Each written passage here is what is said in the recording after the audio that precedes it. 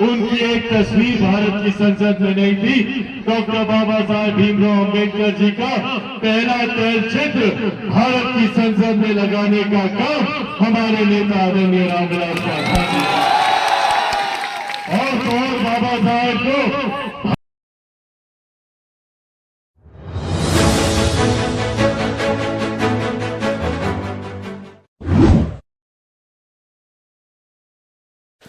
लोजपा रामविलास के राष्ट्रीय अध्यक्ष जमुई के सांसद चिराग पासवान आज पटना जिले के अथमल गोला थाना क्षेत्र के रामनगर में रोजपा एवं दलित सेना के संस्थापक रामविलास पासवान के आदमकद के प्रतिमा का अनावरण किया। साथ ही एक विशाल जनसभा को संबोधित किया। सभा को संबोधित करते हुए उन्होंने अपने पिता के साथ बिताए पलों को याद करते हुए कहा, उनका पुत्र होने के नाते मेरा यह दायित्व बनता है उनके अधूरे सपनों को पूरा करना, और आज मैं उनके सपनों को पूरा करने के लिए गांव-गांव घूमकर बिहारी फर्स्ट के विजन को बता रहा हूं। जिनकी उंगली थामकर मैंने चलना सीखा, आज उनकी प्रतिमा का अनावरण करने यहां पर आया हूं। जिनकी वजह से आज मैं हूं, कभी सोचा नहीं था कि एक ऐसा दिन आएगा जब उनकी प्रतिमा का अनावरण करना पड़ेगा। चाहत थी कि वो हमेशा मेरे साथ रहते और जैसे बचपन में उंगली पकड़कर उन्होंने मेरा मार्गदर्शन किया, जीवन की इस कठिन राह में भी वो इसी तरीके से अपना मार्गदर्शन मुझे देते। नीति को कुछ और मंजूर था। आज जब वो हम लोग के बीच नहीं है, तो उनका सुपुत्र होने के नाते ये मेरा उत्तरदायित्व बनता है। उनका पुत्र होने के नाते ये मेरी जिम्मेदारी बनती है कि अपने नेता, अपने पिता के तमाम अधूरे सपनों को मैं पूरा करूं।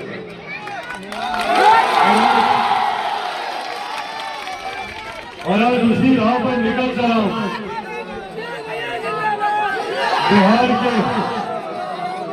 बिहार के जिला प्रखंड पंचायत हर एक गांव जाने का प्रयास कर रहा हूं और वहां जाकर अपने नेता, अपने पिता आदरणीय रामविलास पासवान जी के कार्यों के बारे में, उनकी उपलब्धियों के बारे में और उनके अधूरे सपनों को हम लोग कैसे पूरा कर सके, इस बारे में चर्चा कर रहा हूं। आज जब यहां आप लोगों के बीच आया हूं, यकीनन एक खास उद्देश्य से आया हूं। मेरे नेता, मेरे पिता ने अपने जीवन के अंतिम सपने में बिहार फर्स्ट और बिहारी फर्स्ट के नाम से उन्होंने विकसित बिहार की नींव को रखने का उन्होंने काम किया। वे चाहते थे कि बिहार फर्स्ट और बिहारी फर्स्ट के माध्यम से बिहार को एक विकसित राज्य बना सके। मेरे नेता, मेरे पिता जब तक जीवित रहे, उनसे जितना संभव पड़ा उन्होंने अपने क्षेत्र, अपने समाज, अपने प्रदेश, अपने देश के लोगों के विकास के लिए हर संभव कार्य किया। आज मुझे इस बात का गर्व होता है जब मैं अपने तमाम साथियों के हाथ में, मेरे तमाम नौजवान साथी जब हाथ में मोबाइल कैमरा पकड़कर,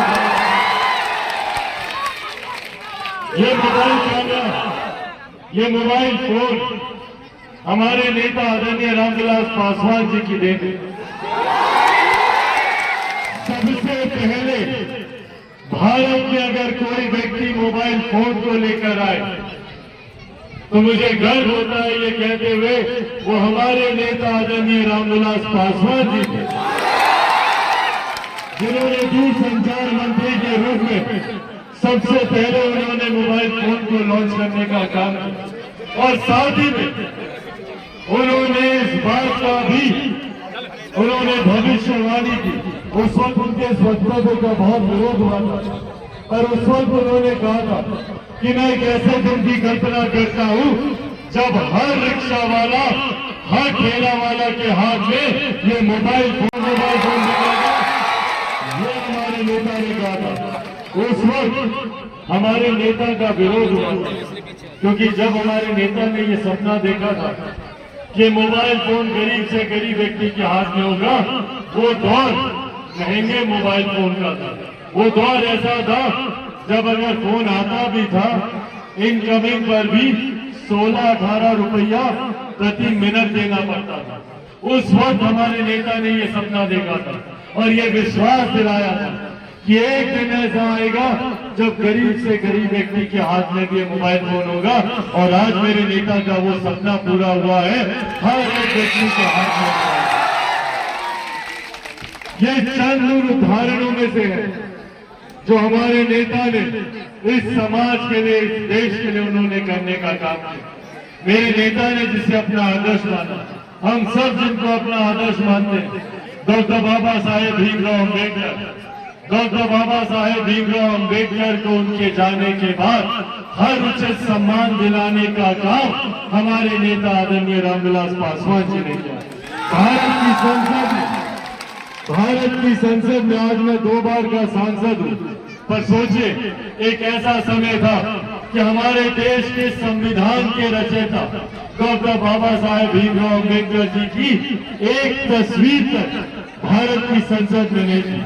देश को आजाद हुए 40 साल से ज्यादा हो गया था, 80 का दशक था, तब तक उनकी एक तस्वीर भारत की संसद में नहीं थी। डॉक्टर बाबा साहेब भीमराव अम्बेडकर जी का पहला तैलचित्र भारत की संसद में लगाने का काम हमारे नेता आदरणीय रामविलास पासवान जी और बाबा साहेब को भारत रत्न, आज हमको गर्व से बोलते हैं भारत रत्न डॉक्टर बाबा साहेब भीमराव अम्बेडकर, उनको भारत रत्न दिलवाने का काम हमारे नेता आदरणीय रामविलास पासवान जी ने किया।